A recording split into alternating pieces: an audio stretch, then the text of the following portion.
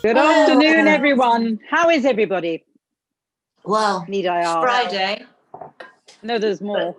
I'm so devastated by the tier situation because we've got into tier 3 here. And actually, and I know this sounds really pathetic, but when he announced it, I burst into tears because, to be honest with you, it's so upsetting. I have friends that have, coffee bars and little restaurants, and I don't know if they're going to survive this one. No.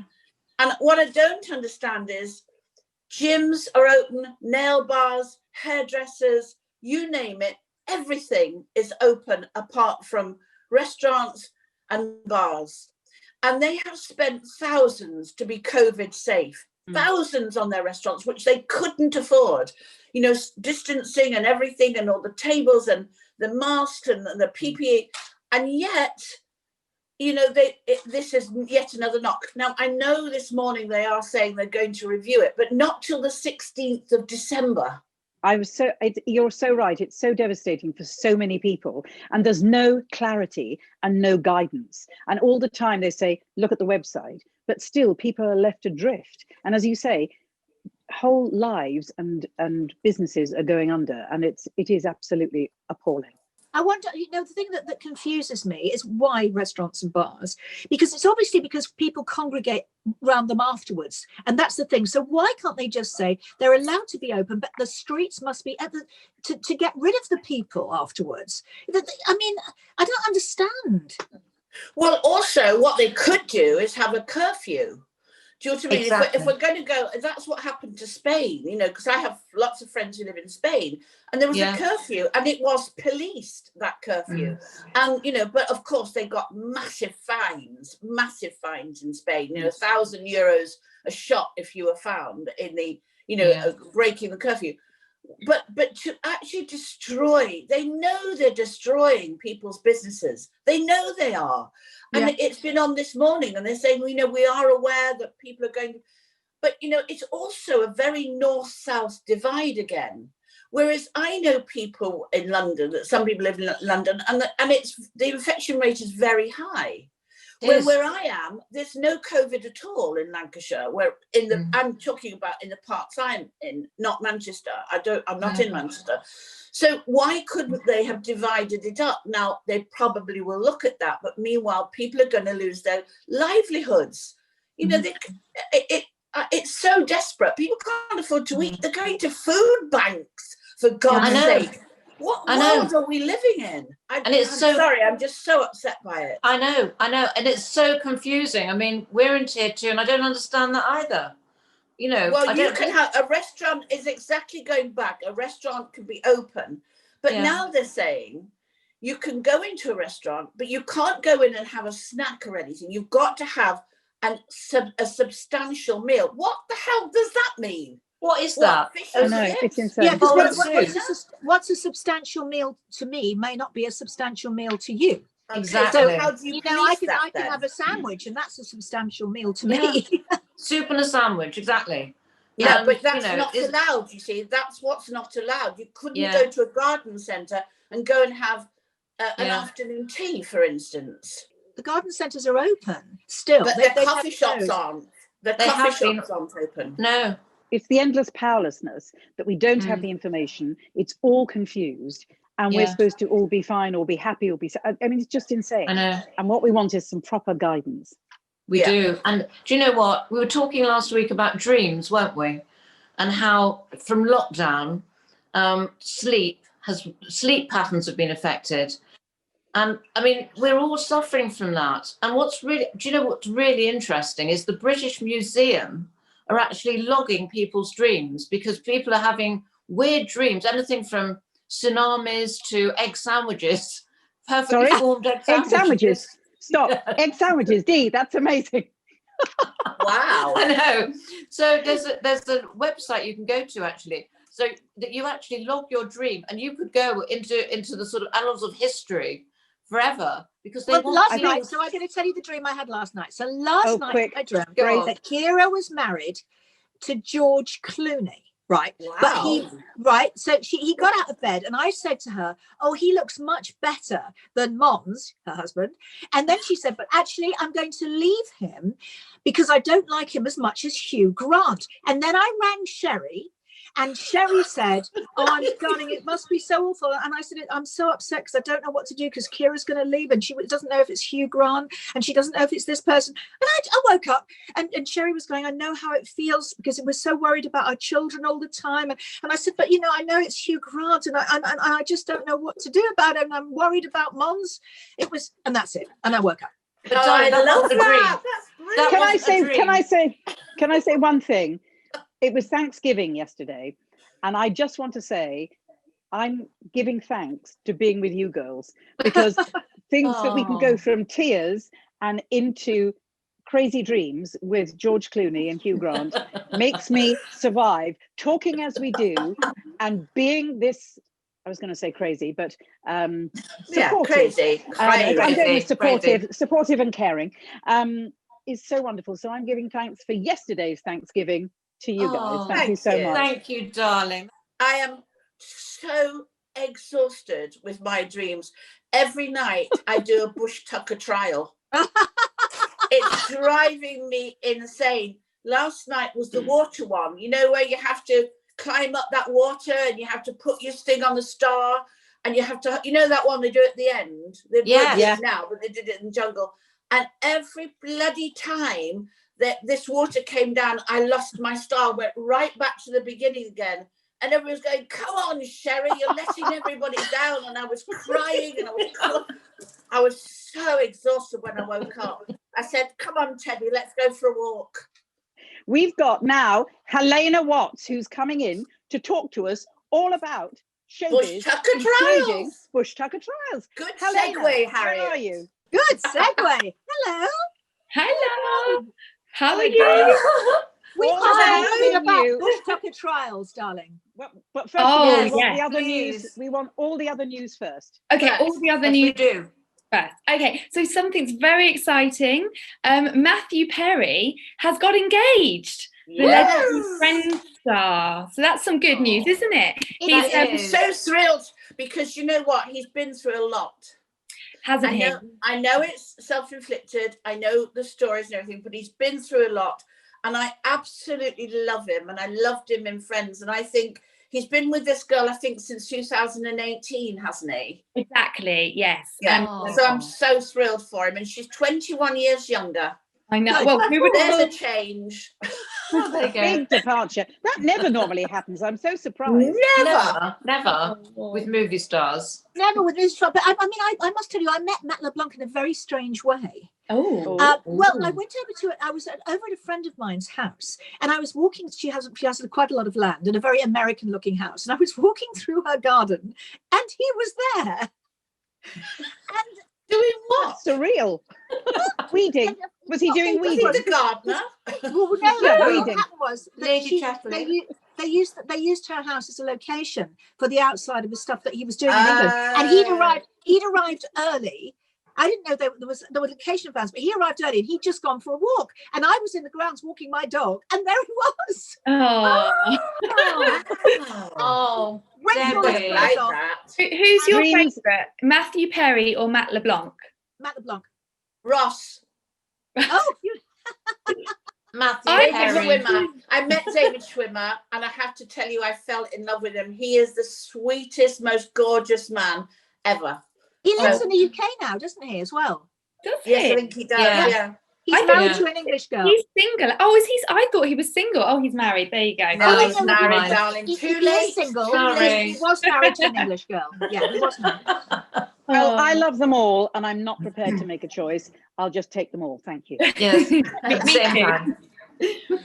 Okay, so I have some other news for you as well today. Right. You may have heard already, but it's very exciting. Hearsay are potentially getting back together next year. They're having a reunion, but it's going to be without Mylene Class. She's apparently going to be involved.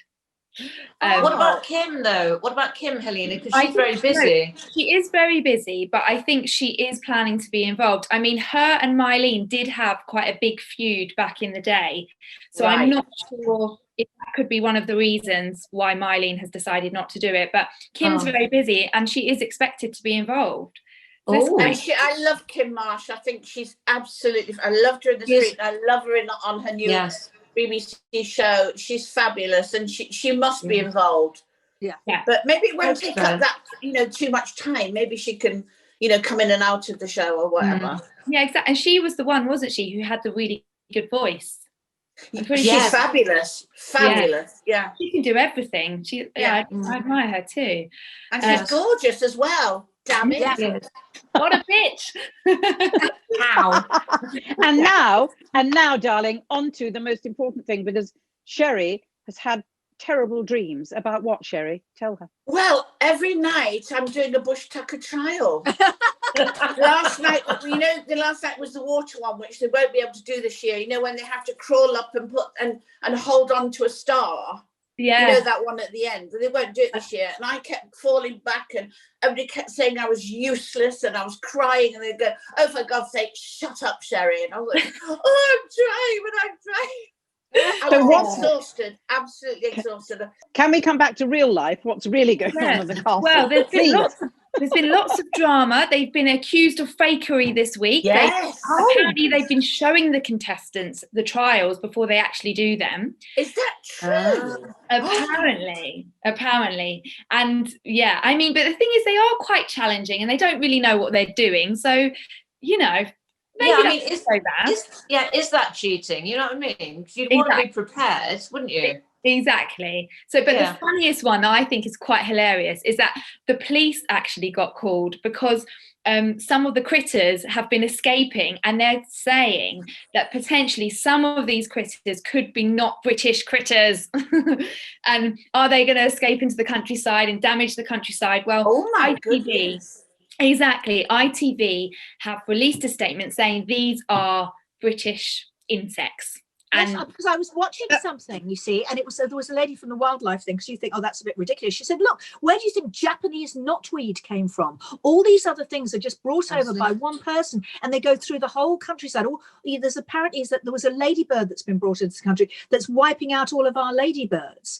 So so that's it's really quite serious if they're bringing things in from Australia or different parts of the world. But they wouldn't do. But surely they wouldn't do that. Why would they do that? Well, we've got to of our own. Yeah, and but has it been certified?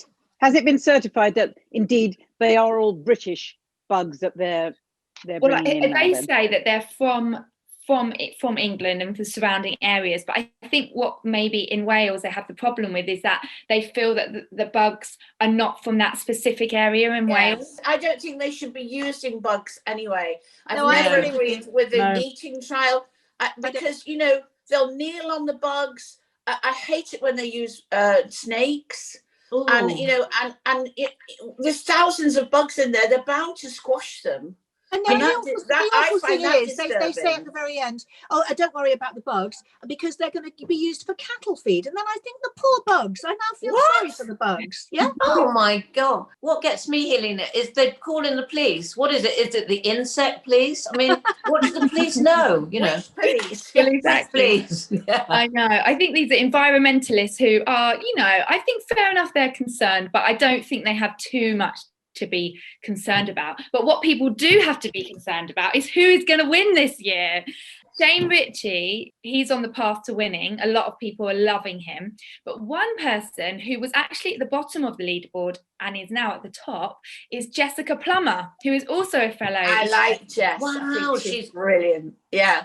She's more interesting, who goes out first? Oh, I'm Holly. I think it is tonight. Yeah. Ooh. Yeah. Well, stay tuned. Thank you so much, Halina. That's so fascinating. Yeah. What a load of great stuff today. Thank you. It is. Thank you. Thank you, darling. See you soon. Thank you. See you soon. I wonder who will go out tonight. Who do you think, girls? I think Holly. I don't know why I've got this feeling about Holly. Yeah, unfortunately. As lovely as she is, got a I have feeling. no idea. I have no idea. Sorry to change the subject, well, sort of half-ish, is I wonder what they're going to do instead of that trial, Sherry, instead of the one with all the stars. I wonder what else they're going to do. Sherry's going to be bought in at the last minute, obviously. Yes. Obviously. Or just, do you know what I hope they do? Yeah. That castle isn't very old. It's only 1820, but it's still got a ghost, a lady ghost. So I'm hoping that they put them in darkness in a dungeon and leave them there to scream until the ghost comes up and they see the ghost and touch the ghost, and then they all have to get out of there somehow. Traumatized. Good idea. Sounds exciting. And just on to change the subject completely again. Please, Sherry, please. My washing machine tip. You know, you told me to put my finger around and do all of those things. Yes. It's worked. Thank you. There you go. See? Yeah, thank you, darling. So now, could you mind if I call you when I have any things like that? Any sort of electrical Good things? to talk. I've always done. Slip your finger in, rub it round the rim. You can't go wrong. Thank you. Can't go wrong. Thank you. Please, Debbie, please bring in our guest. Please bring in our guest now. Can't take any more rim before you do, can I just tell you, my washing machine uses, my gardener has fixed it. Of course. Well, that's what gardeners are for. Exactly. Did he put his finger around the rim? No, I didn't ask that. Sorry. I'll tell you moving soon. on. No, Yes, quietly, Debbie, privately. please bring in our guest, Debbie. Right. Our guest is, well, he is everything. He is a singer, he's a dancer. He is one of our iconic entertainers, one of the most iconic entertainers in this country, Mr. Gary Wilmot. Yes. Yay! Welcome to our net. Yeah, it's good to see you all, I have to say that. Hi, darling. So I can't remember when we first met, but it was probably about 40 odd years ago, wasn't it? Yes.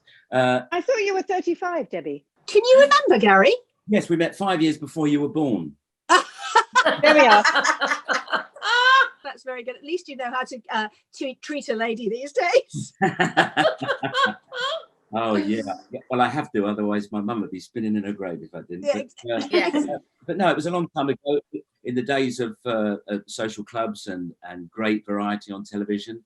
Yeah, because you started in when I first came onto the screen in New Faces. But how did you make the transition, Gary, from being a labourer to going onto New Faces with you and Judy, Gary Wilmot and Judy? Yeah, well, that was a weird thing, really. I'd always been, I played a lot of sport in my teens, lots of football and rugby and stuff. And the sports, men's particularly, dressing room is a great breeding ground for comedians. I think Mick Miller was a comedian. There's been a few of them, actually. Well, I wasn't the funniest. I thought there were other blokes funnier than me, but for some reason my mates thought that I would be better off not scaffolding, but laugh on television. So the one guy I met, it's funny how people come into your life and affect you and then disappear again. There was a guy called Stephen Smith. I will never forget his name.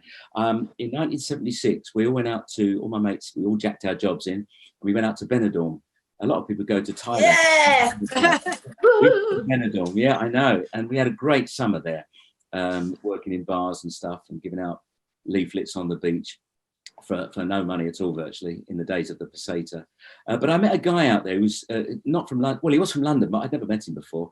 And when we came back to England, we had a bit of a reunion. And he said, I've met a guy who's an agent in a pub last week, and I got a card from him, and I've told him you will ring him.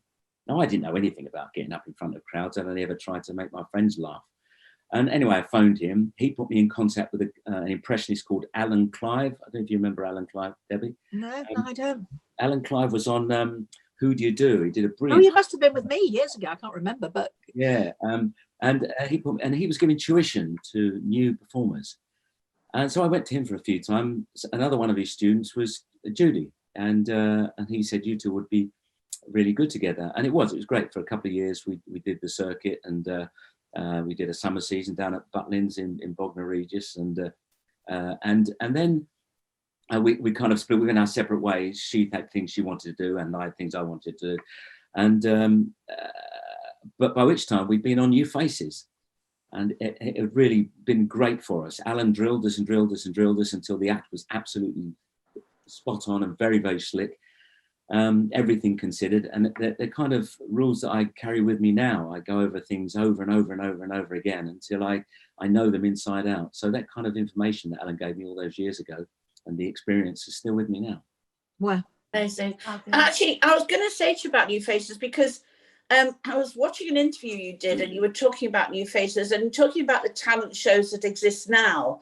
And I think one of the things you said is, when you were on New Faces, people just didn't disappear. But on these talent shows, they do. It's not the same at all, is it? No, is it? I mean, people don't remember who won the X Factor or Britain's Got Talent 2 years ago.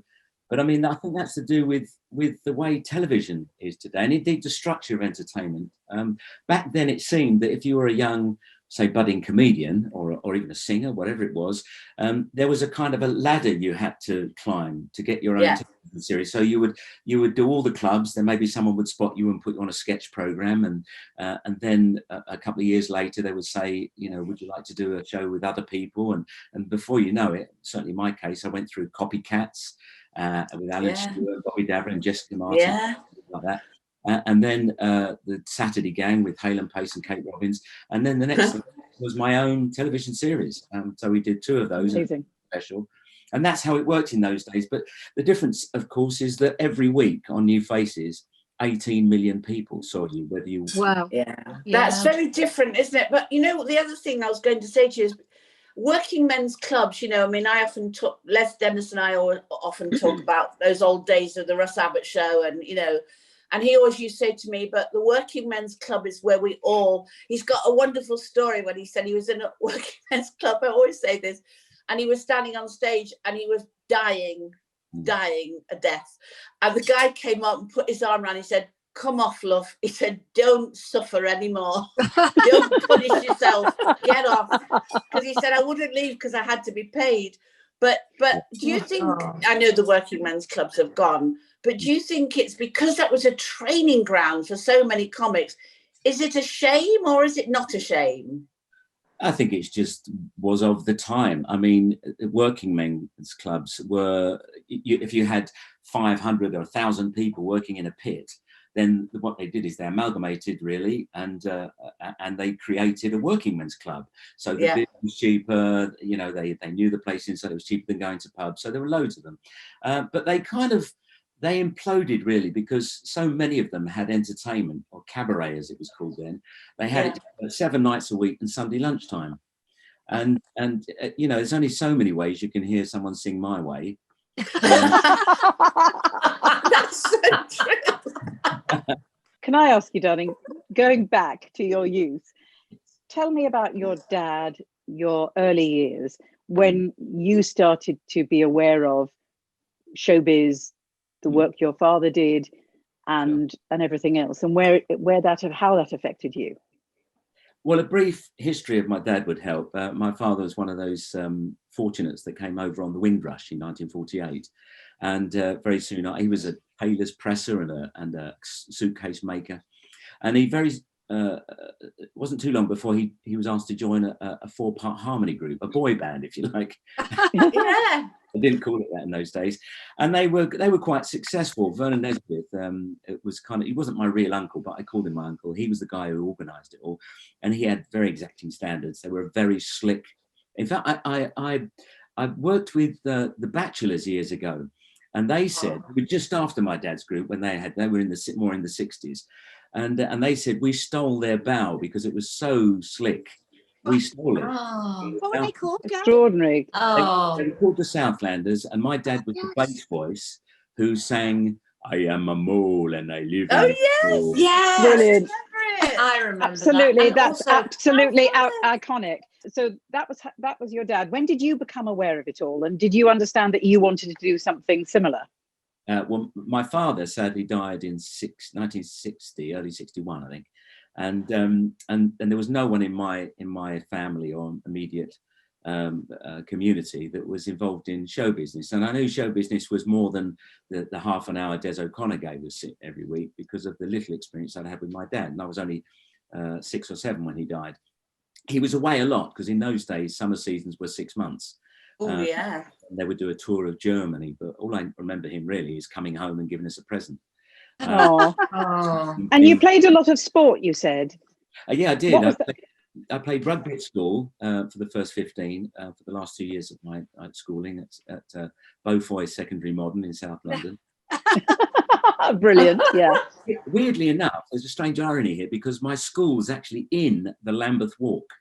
I know, how amazing! And then you did. And then I did Me and My Girl. Yes, amazing! That's such an amazing journey to have that and then be doing it. It's so wonderful. That's right. Yes. There's kind of seminal moments in my life. One was going on New Faces, that suddenly it was a big game changer. And then successful, of course, in on television in Variety. But then along came Me and My Girl, and it offered me everything I could ever want as far as not money wise. It didn't, because the money dropped considerably. I was doing things like corporate stuff that I really had enough of, because it's not a nice place to work. Give me the working men's clubs any day when they were polite to you, but and then along came Me and My Girl, and I just went, this is great. I no longer do I have fantastic show. Yeah, you did Chitty as well, didn't you? Yeah, I did. Yeah. I loved you in Chitty. Well, the Palladium is a remarkable theatre. I've done a few shows there now. In fact, I probably walked out on that stage more than most. Wow. The number of shows I've done there. Do you know, my dad's picture, Gary, is still there in the green room. He was in the Hall of Fame because he broke every record there, because he went back 3 times in 3 months. He went from the bottom of the bill to the top of the bill. And his picture is still in the green room. John Corshaw sent me a picture of it recently. But unfortunately, he was picked up at the Palladium by Dean Martin and Jerry Lewis's agents, who booked him to star opposite Ethel Merman when they were opening the Pimp Flamingo in Vegas. Right. And he was just about to fly there to do that when he became ill. Well, I do know your dad knew Alan Clive. I do know that, because I remember Alan talking very fondly about him and said how brilliant it was. So yeah, I'm not. Well, he was only 28 and he never worked after that. Can you imagine where he would have been now? It's very sad, isn't it, really? Oh. Yes. I was fascinated to read about your tablecloth, which of course included all the wonderful stuff about your dad and your legacy. And have you found it? Because I know you lost it when you were doing a panto ages ago, didn't you? Yeah, I'm not even sure where I lost it. I can only compare it. Do you remember Duncan Goodhue, the swimmer? Whenever he received the medal, he used to put his dad's cap on, and there'd be loads of photographs of him with this cap. It's just a regular cloth cap that belonged to his dad, who has died. But he used to treat it with a little bit of contempt. He'd like just drop it on the top of his sports bag. And one day he looked and it was gone. Somebody had seen it and just gone, I'll have that. And I think something happened with my tablecloth. I used to carry it everywhere with me. For those who don't know, my father, I think it's a Scandinavian idea, and you might want to try this, anybody. When you have someone around, if nobody uses tablecloths anymore. No, I do. Good. When you have somebody round, you get them to write their name on the tablecloth, and then you embroider it. And so later on, you can go, Mary, John, oh, great, yeah. And it's talking. Well, my dad started this when he started to work with very famous people like Bob Hope and such like, and Morecambe and Wise, who weren't so famous then. In fact, they signed it Eric Morecambe and Ernie Wise, but my father had chosen to just embroider Morecambe and Wise because they weren't really as Eric and Ernie. Wow. So I did the Eric and Ernie. But it went right. The last people to sign it were all 6, 5, whatever they have. Take that.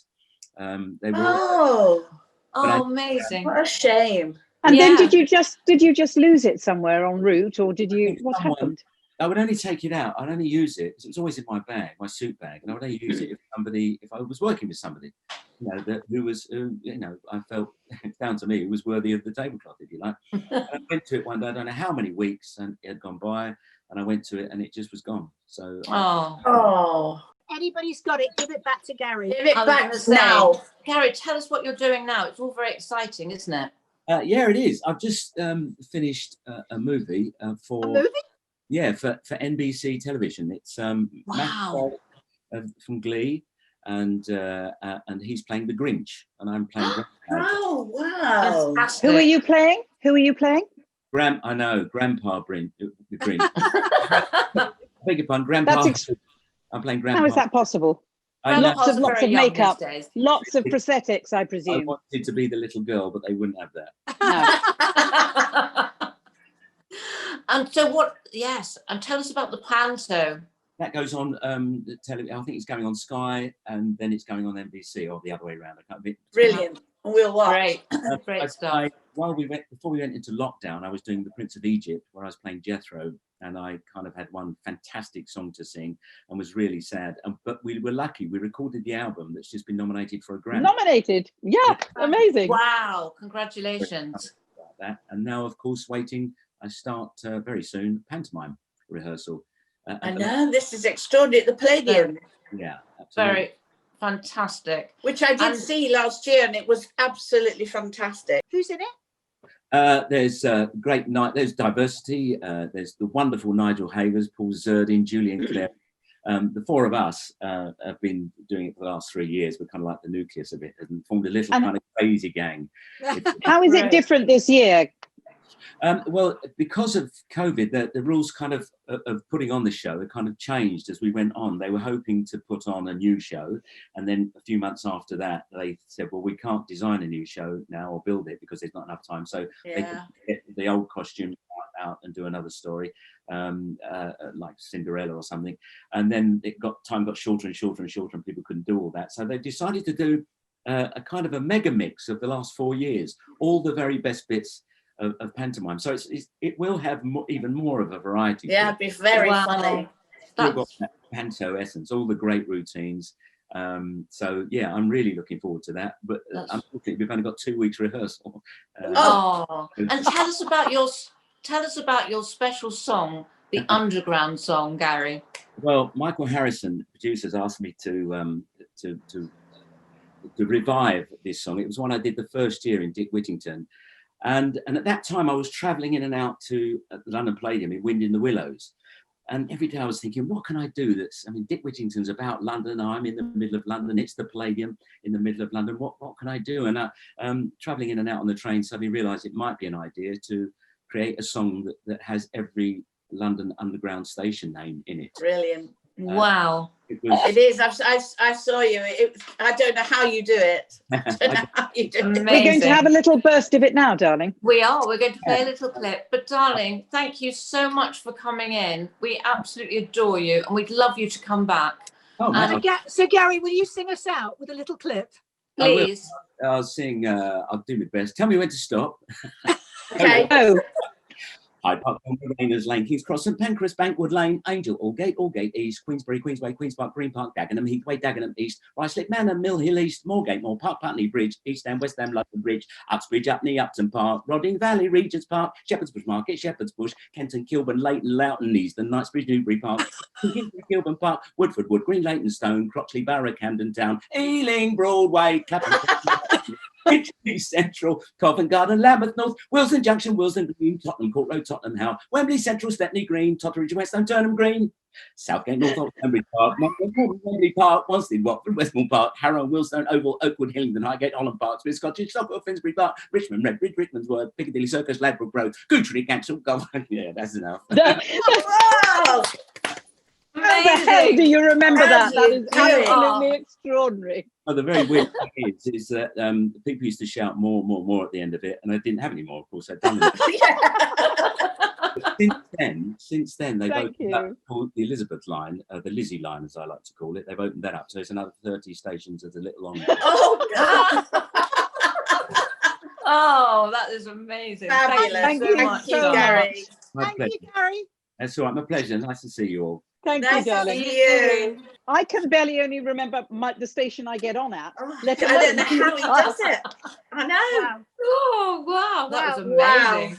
And it goes on for much longer than that. Much longer. I was there. Extraordinary. 17 minutes. Yeah. On Monday, we have the amazing Ross Kane coming in to visit us. Yes. Oh, yes. I love Fantastic. Ross. Have a great weekend, girls. Well, can you remember which station you're on? I don't know where I've come from. I just see you on the plane. Where I come from. I'll be singing. I think you. Mute button. Mute button. Bushtucker Trial. Yeah. Turnham Green. Oh God. Matron. Bye. Bye.